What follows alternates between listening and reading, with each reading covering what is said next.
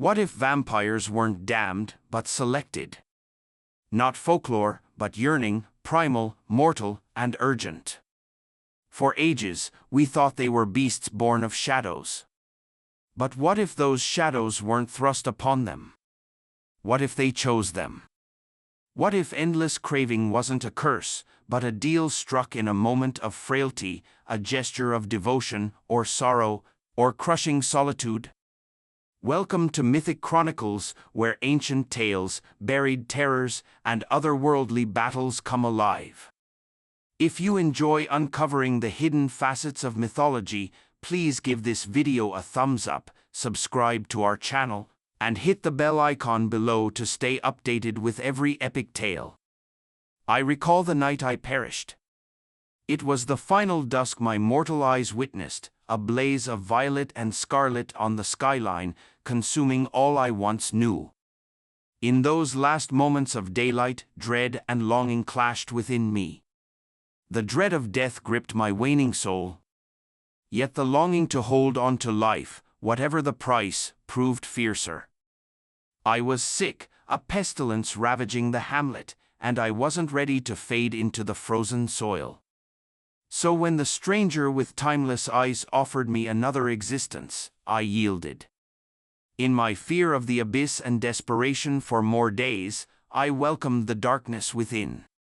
I awoke in a shallow pit beneath the twisted oak behind our home. Dirt choked my mouth and nose as I scratched my way upward, reborn into a world stripped of daylight. My senses spun, the night's chorus of insects roared, the scent of wet earth overpowering. Something inside me had shifted forever.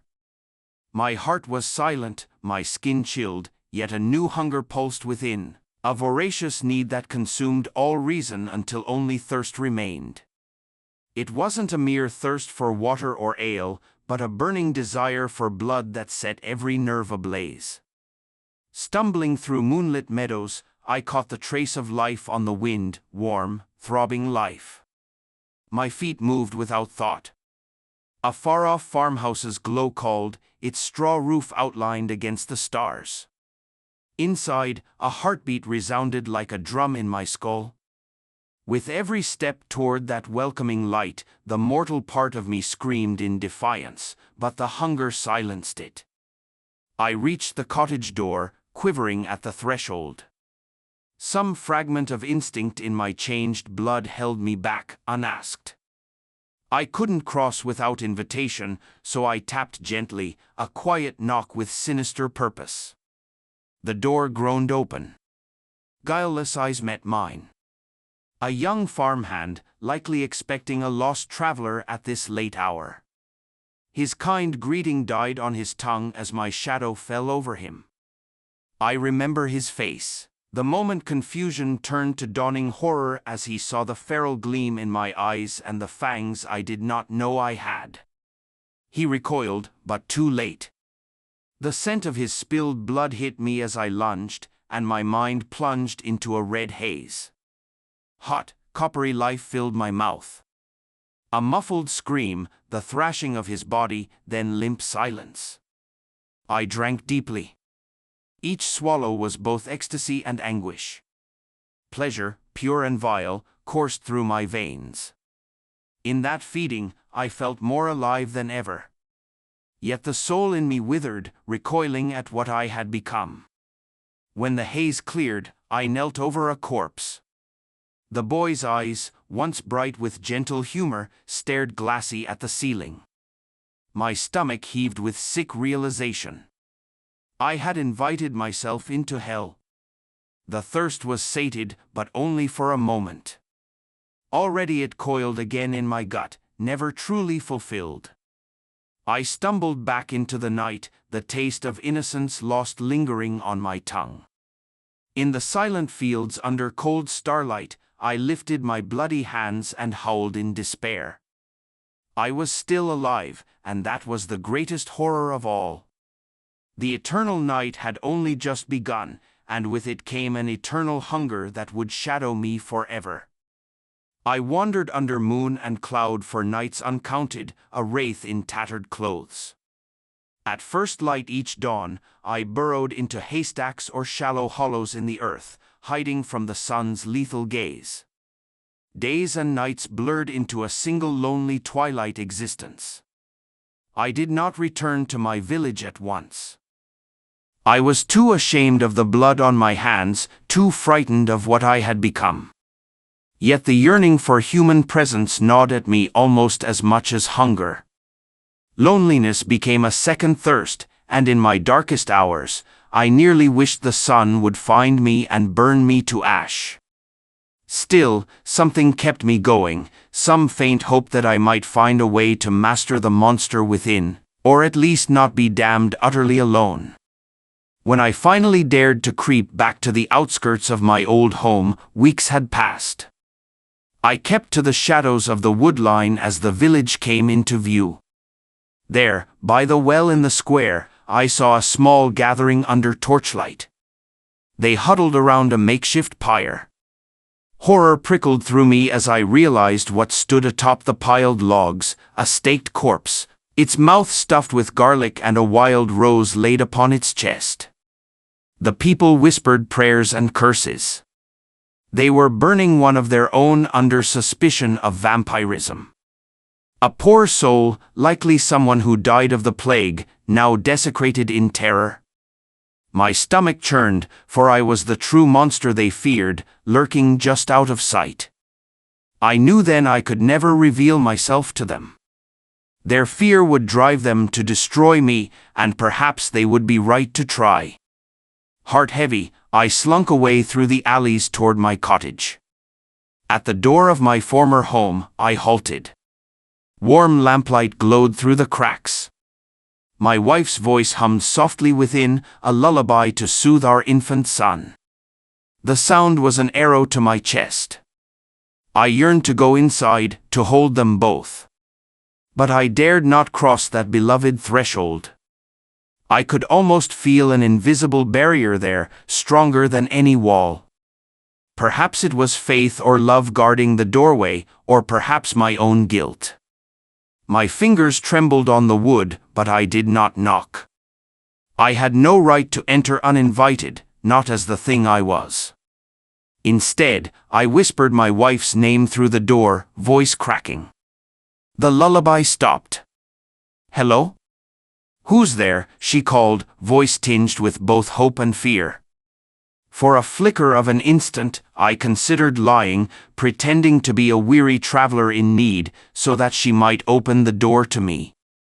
But what then? To see her face and not rush into her arms, to have my child's scent fill my nostrils and not succumb to hunger? I could not risk it. "Forgive me," I whispered, choking back tears I thought my dead heart could no longer produce. "I love you." Before she could reply, I fled, my humanity tearing in two as I vanished into the thickets. Behind me, I heard the door swing open, and my wife's desperate sobs echoed into the night. I longed to turn back, to reveal myself, but I knew that to do so would doom them. I was a curse upon all I loved. Thus, I became a wanderer. Through hamlets and forests, I drifted, feeding when I must, but always haunted by guilt. Whispers of a Fong demon circulated wherever I went, a beast in the dark, preying on unwary travelers. I saw the terror in villagers' eyes as they barred their doors at night, hanging garlic and crossing themselves. In one lonely tavern, I overheard rumors that my own village had succumbed to plague soon after my departure. My wife and son, I dared not ask their fate, but anguish blossomed anew in my soul. The knowledge that I could not be there in their final moments, or worse, that they might still live, believing I had abandoned them, was a heavier coffin than any grave. Over time, my name faded, and so did the world I knew. Seasons passed, and the village of my birth became a ghost of memory. I shed my old identity like a snakeskin and crept through the centuries as a nameless shadow. Yet the themes of life and death remained unchanged. I witnessed human fear paint monsters in every dark corner. And I, an actual monster, learned to use that fear, hiding in superstition's cloak. In remote barns or moonless crossroads, I drank from the unwary when starvation loomed, then melted back into legend before dawn. I told myself it was survival, not cruelty. But each life I took left a stain that no passing century could wash clean. I carried my guilt and loneliness into the next era, an uninvited guest in a world that moved on without me. I walked through the ages and into the grand city boulevards of the 19th century, a silent witness to human triumphs and tragedies. By the Victorian era, I had learned to mimic life once more, hiding the predator behind polished boots and velvet waistcoats. In gaslit streets shrouded by fog, I passed as an eccentric gentleman of means. Society's strict etiquette became my shield and mask. No longer a ragged wraith skulking in villages, I was now a wolf among the lambs, camouflaged in civility. London's nights offered new flavors of darkness. I stalked through opium dens perfumed with sweet smoke and parlors where aristocrats whispered indecencies behind gloved hands. The city was a grand feast of veiled debauchery, respectable gentlemen by day who hungered for forbidden pleasures by night. In them, I saw reflections of my own curse, the facade of propriety barely concealing a ravenous appetite. Yet even as I fed on society's fringes, taking the blood of the destitute or the corrupt, an aching emptiness persisted. The thirst was endless, and so was my solitude. Amid this grim pageantry, she appeared, a flicker of warmth in the perpetual gloom. I first saw her at a midnight poetry recital in a candlelit salon. Her name was Evelyn. She moved through the crowd of bored socialites like a quietly shining star, self-possessed yet sorrowful around the eyes. I sensed in her a lonely soul not unlike my own. When our gazes met, something stirred in the dust of my long-dead heart. Against all caution, I introduced myself. Her wit was sharp, and her mind hungry for meaning beyond the shallow chatter of her peers. We spoke of art and philosophy beneath the waltz's music, two restless minds reaching across an abyss. For the first time in centuries, I felt the spark of connection, a presence I desperately desired but feared to claim. In the weeks that followed, Evelyn and I grew close. I escorted her on evening walks under gaslight through autumn parks littered with red leaves like spilled blood. Conversation flowed effortlessly. She confessed her weariness with London's charades, its strict rules that stifled her spirit. In her laments about society's constraints, I heard echoes of my own caged existence. To her, I was a curious stranger from foreign lands with melancholy eyes. She could not know how foreign. I became her confidant, and she became my fragile tether to humanity. Desire for her presence warred daily with the urge to flee for her safety. I dared not reveal my true nature, but secrets have a way of unveiling themselves. One misty night, as we strolled by the Thames, a thief armed with a dagger leapt from the shadows. He demanded Evelyn's jewels. Before I could think, the thief lunged and slit Evelyn's arm in the scuffle. The scent of her blood, rich and sweet, hit me like a storm. My vision swam red. The beast inside roared awake. In an instant, I had the thief by the throat. His eyes bulged in shock as I lifted him effortlessly. Evelyn screamed for mercy, but hunger controlled my claws. I sank my fangs deep into the wretch's neck, his hot blood flooding my senses. He gurgled and fell limp. When my frenzy ebbed, I realized Evelyn was watching. She had fallen to the cobbles, clutching her bleeding arm, eyes wide, not with fear, but with sorrowful understanding. My lips, stained crimson, tried to form words of apology. She only whispered, "So it's true. You are darkness itself. Tears glistened as she reached a trembling hand toward my face, perhaps to caress or to push me away. I'll never know. I stumbled back, horrified at myself. She had seen the monster unveiled. The gentle friend she thought she knew was a blood-soaked fiend. In shame and despair, I fled into the night before she could speak another word. I left her with the corpse of a criminal and the revelation of my damned existence. I watched from a nearby rooftop as bystanders rushed to her aid, the wound on her arm thankfully shallow. She lived, but our bond lay in ruins. In the days after, I kept to the alleys, agonizing over what I had done. Evelyn did not send for me, nor I for her. I was too mired in guilt. When I finally ventured to her home, I found it draped in black crepe. Through a window, I spied a modest altar of lilies and her portrait in a frame. Her diary, I later learned, spoke of nightmares and fascination. She had become morose, obsessed with the darkness I'd shown her. One bleak morning, Evelyn took her own life, slipping into the Thames waters, seeking an escape from the emptiness I'd only compounded. Not even my love had saved her. In fact, it had condemned her to despair. As I stood by the river under a leaden sky, I realized the cruel pattern of my existence. Everyone whose life touched mine would suffer or perish. The pleasure of companionship was a treacherous illusion, like a fine wine laced with poison. I had dared to care, and the thirst, my very nature, had destroyed what I cherished. With a final whisper of her name on my lips, I vanished from London, the weight of another death dragging behind me like a funeral shroud. Once more, I retreated into shadow, bound with the thirst that would not die. A new century turned, and then another. The world whirled on through revolutions and revelations. I drifted through it all, a silent observer to the march of progress and the decay beneath. By the early 21st century, cities had grown into sprawling neon hives, alive at all hours. I prowled anonymous metropolises where no one knew their neighbor, and few noticed the shadows. In this modern age of constant connection, I found humanity more isolated than ever.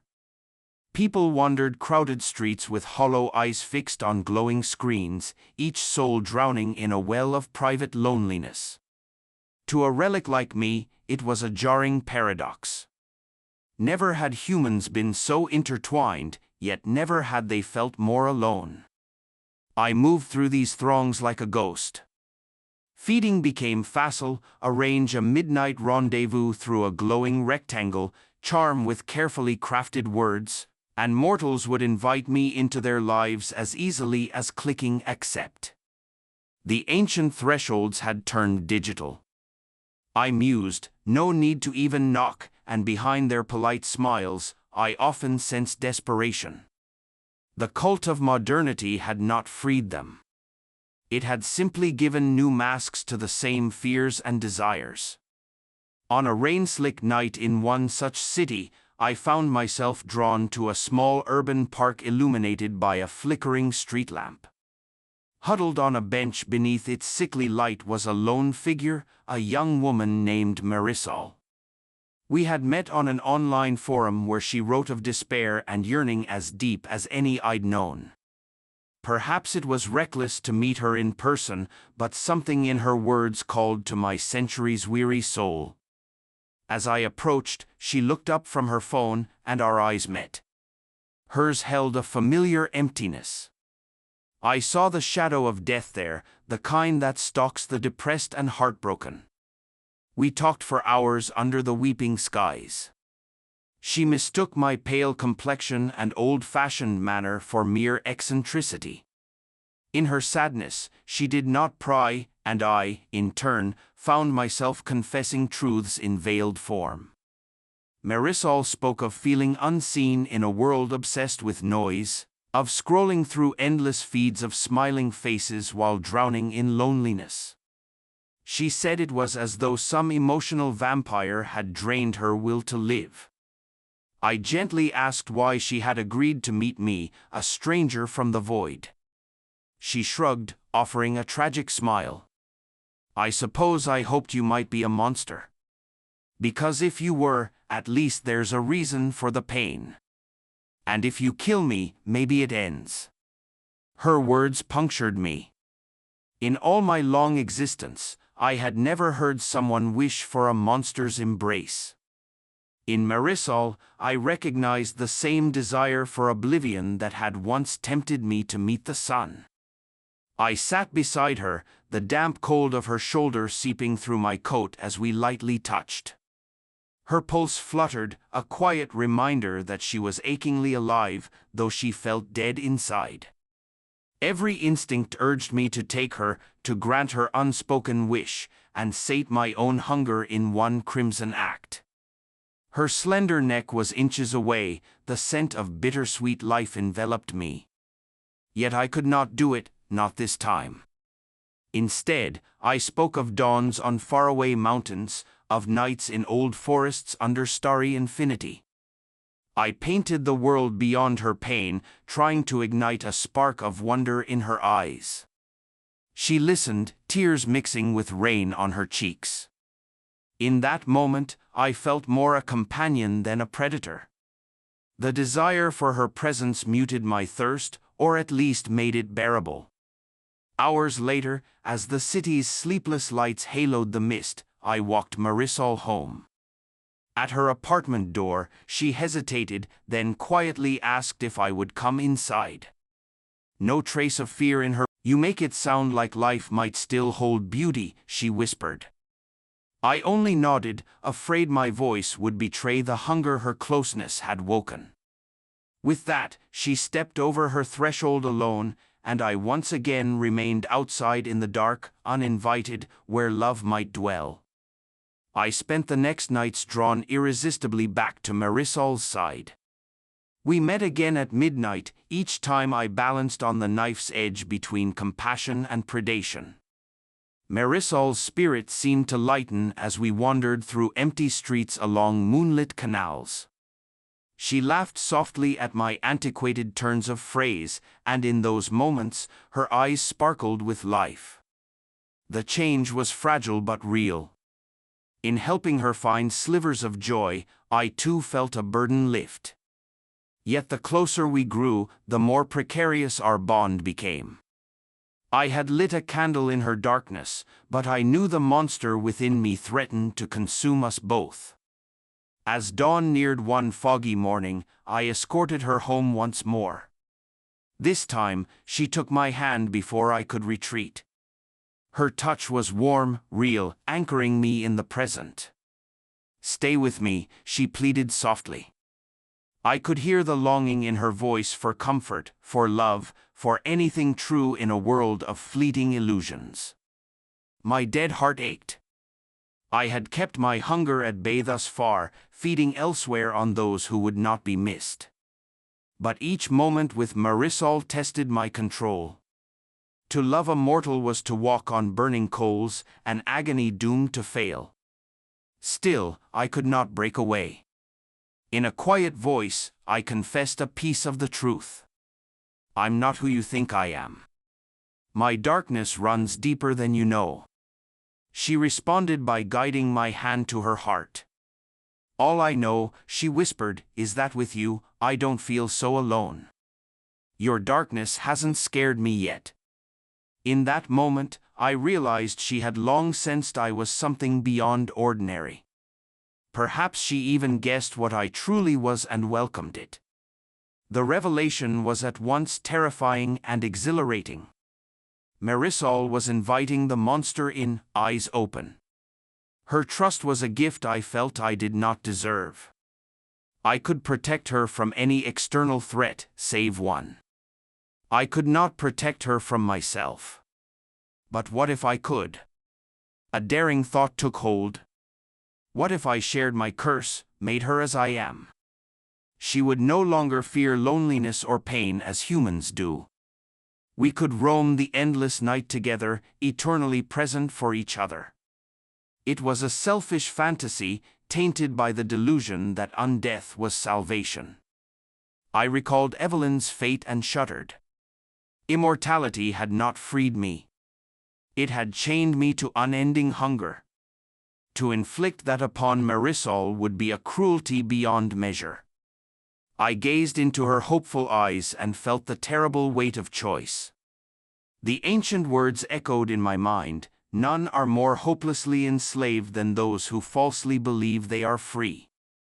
I had spent lifetimes watching humanity trade one shackle for another, thinking themselves liberated, only to be bound by new masters of their own making.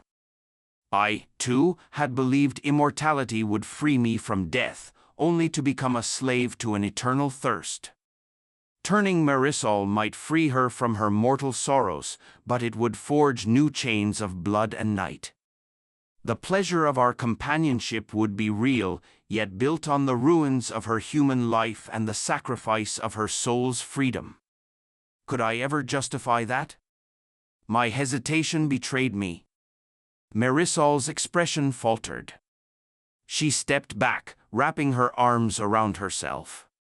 "You're going to leave, aren't you?" she murmured. I wanted to say no, to promise I'd stay through the dawn and every dawn after, but my silence was answer enough. Her face crumpled as tears welled. In a sudden, heartbreaking motion, she flung open her door and stepped inside, then turned to face me across the threshold. "If you won't stay, then end this pain," she cried, despair raw in her voice. "I invite you in. Take me. Better a moment of truth than a lifetime of emptiness." She stood trembling, arms outstretched. She was offering herself completely. I trembled with anguish. With a guttural cry, I crossed her threshold.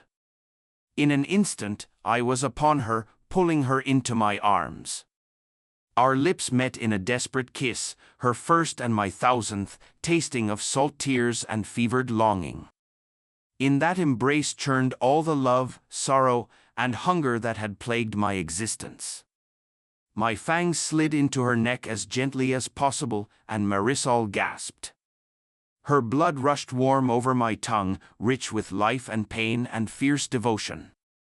She clung to me even as her strength waned, her heartbeat reverberating through both our bodies.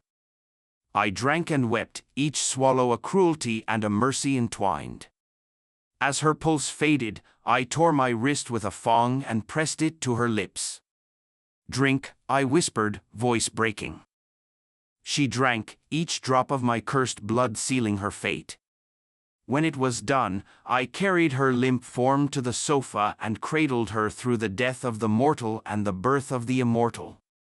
She grew cold and still as a marble effigy in my arms.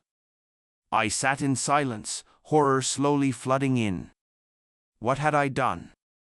In a desperate bid to save her, I had inflicted upon Marisol the very curse I swore never to pass on.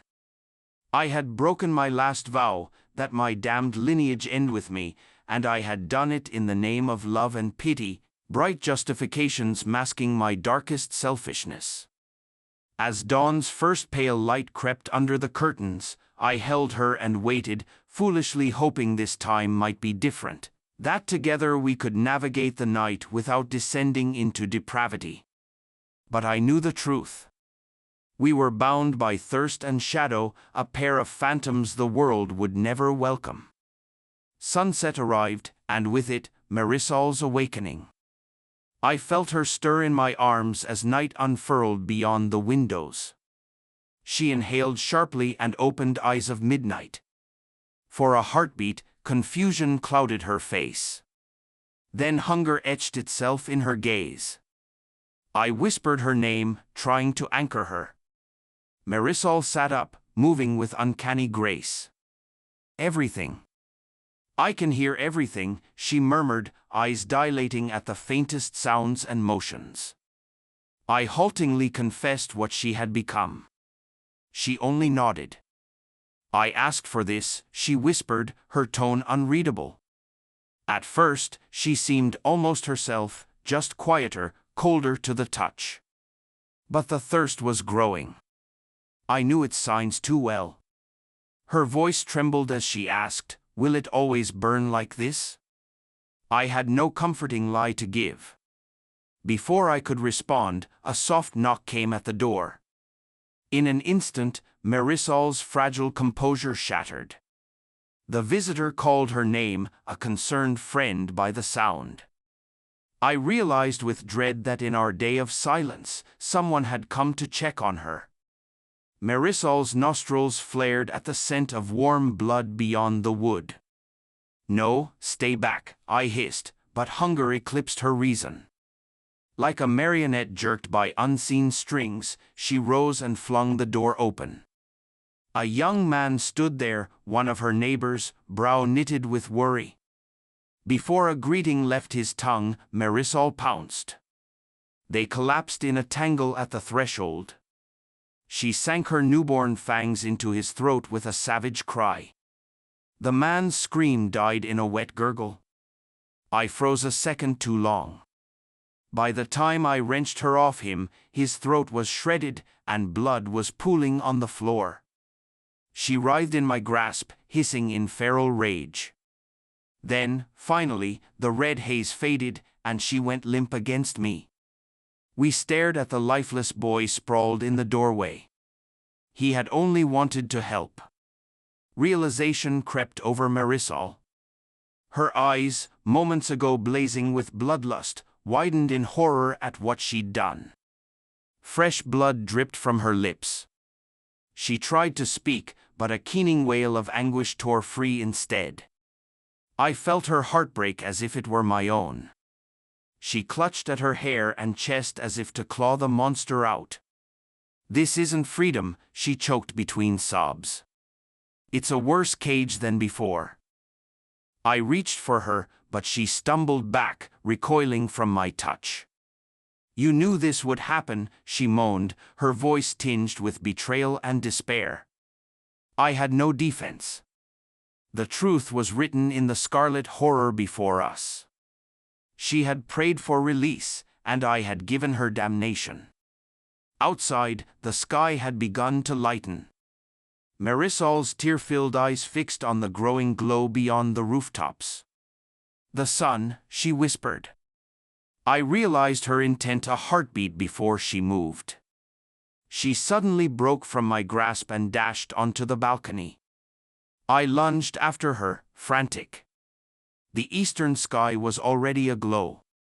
She turned to me once, her face ravaged with grief, yet oddly serene. "I won't live as a monster," she said quietly. Then the rising sun embraced her. A searing light engulfed Marisol. She blazed like a human torch against the brightening sky.